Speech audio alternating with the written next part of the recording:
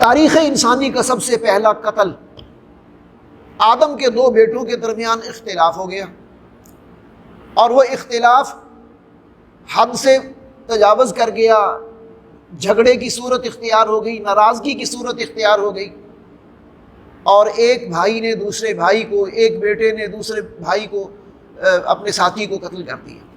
حضرت آدم علیہ السلام کے بیٹے حضرت حابیل اور قابیل،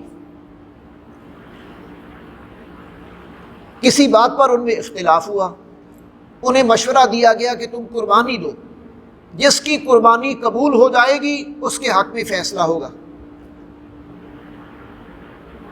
قربانی کی قبولیت کی شکل یہ تھی کہ آپ جو چیز بھی قربانی جس کی بھی ادا کرنا چاہتے ہیں، کسی جانور کی یا کسی چیز کی، تو اس کو نظر کے طور پر کسی مقام پر رکھ دیا جاتا تھا، اور اللہ سے دعا کی جاتی تھی کہ اللہ میں اسے تیری نظر کرتا ہوں، میں تیرے نام کی قربانی دیتا ہوں۔ آسمان سے ایک آگ آتی تھی، وہ اس کو جلا کے ختم کر دیتی تھی۔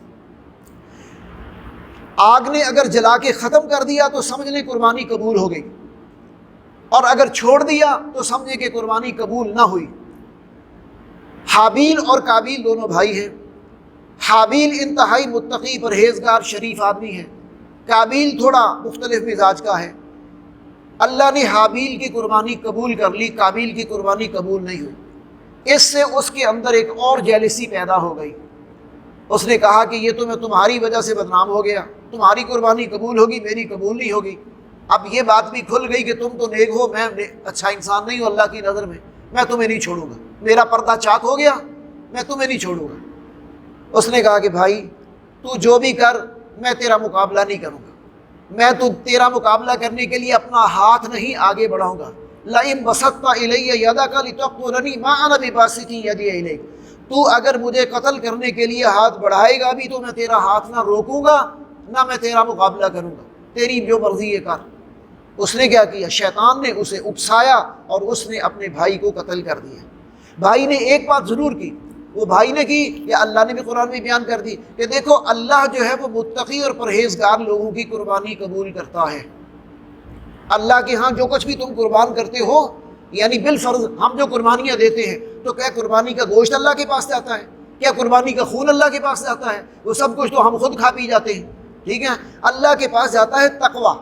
لن ینال اللہ لحومها ولا دماؤها ولکن ینالہ التقویٰ، اللہ کو پہنچتا ہے تمہارا تقویٰ، تمہاری نیت کہ تم نے کس نیت سے قربانی دی، اس کا اجر و ثواب تمہیں ملتا ہے، وہ جو اللہ کے ہاں قبولیت ہو۔ تو اس بنیاد پر جو ہے وہ یہ قاعدہ اور قانون بنا دیا گیا کہ جو قربانی ہے وہ متقی اور پرہیزگار لوگوں کی اللہ قبول کرتا ہے۔